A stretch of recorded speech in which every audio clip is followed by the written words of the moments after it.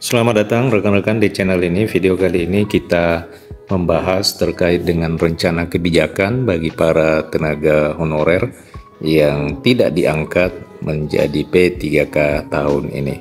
Rencana kebijakan ini diungkapkan oleh pejabat penting dari kementerian, di mana tenaga honorer yang tidak diangkat menjadi P3K oleh karena keterbatasan formasi maupun alasan lainnya, ada opsi lain agar tenaga honorer juga tidak dirugikan. Informasi selengkapnya ditonton secara lengkap video ini. Rekan-rekan sekalian, diketahui bersama bahwa pada tahun ini 2024 pemerintah kembali akan mengeluarkan kebijakan pengangkatan honorer menjadi ASN. Pengangkatan honorer menjadi ASN ini dilakukan di akhir masa jabatan Joko Widodo, termasuk juga para tenaga honorer kategori guru, kategori tenaga teknis maupun kesehatan. Tenaga honorer memang dipersiapkan untuk menduduki jabatan-jabatan fungsional di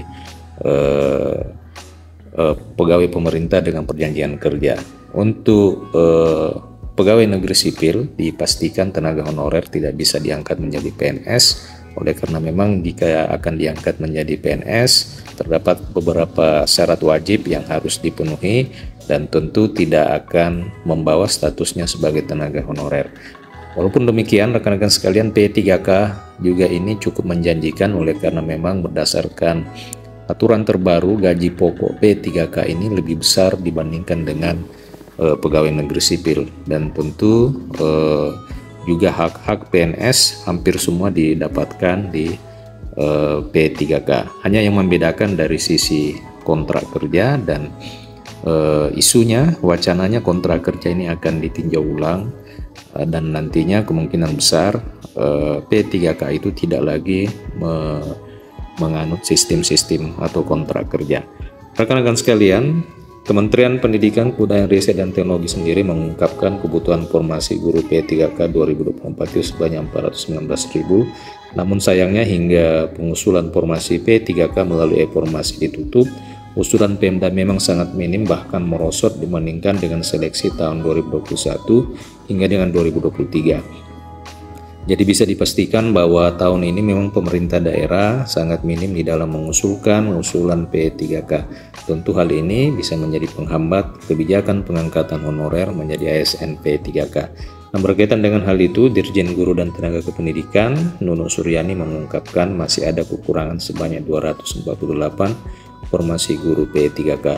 248 formasi ini tidak diusulkan dan tidak sesuai harapan pemerintah pusat, oleh karena memang daerah sangat sedikit sekali di dalam mengusulkan formasi-formasi tenaga P3K termasuk juga tenaga guru. Nah, dari jumlah tersebut terdapat 2.633 kategori P1 yang merupakan peserta lulus passing grade seleksi P3K 2021. Rekan-rekan sekalian, Ibu Nunu menyebutkan bahwa sebenarnya ingin menuntaskan P1 dan tenaga honorer yang sudah mengabdi lama di sekolah negeri, makanya pengadaan guru ASN tahun ini difokuskan kepada P3K. Sayangnya untuk P1 saja yang sebenarnya harus dituntaskan Pemda, itu tidak semua diusulkan oleh pemerintah daerah. Yang bisa terakomodir tahun ini hanya 11.437 formasi, sisanya 2.633 kategori P1 ini tidak diusulkan oleh pemerintah daerah. Nah, rekan-rekan sekalian, Dirjen Nunu pun mengatakan untuk menuntaskan P1 dan guru honorer ini, Kemendikbudristek tidak bisa bekerja sendiri, dibutuhkan dengan dari kementerian, lembaga, dan panitia lain. Nah, rekan-rekan sekalian, lalu bagaimana sebenarnya nasib jika memang pemerintah daerah tidak mengusulkan formasi P3K pada tahun 2024 ini sesuai dengan apa yang disampaikan oleh Kemenpan-RB? Bagi daerah yang tidak mengusulkan formasi atau daerah yang formasi P3K-nya sangat kurang, maka tenaga honorer itu akan dipersiapkan untuk diangkat menjadi P3K paruh waktu. Apakah seperti itu? Lalu kita tunggu saja juknis selengkapnya, yang pastinya dari pernyataan Kemenpan-RB sejauh ini bagi honorer yang telah terdata di dalam database BKN akan tetapi tidak bisa mengikuti seleksi oleh karena tidak ada atau tidak terbatasnya formasi, maka akan otomatis diangkat menjadi P3K paruh waktu. Namun untuk selengkapnya nanti kita akan menunggu juknis yang akan diterbitkan oleh Kemenpan RB.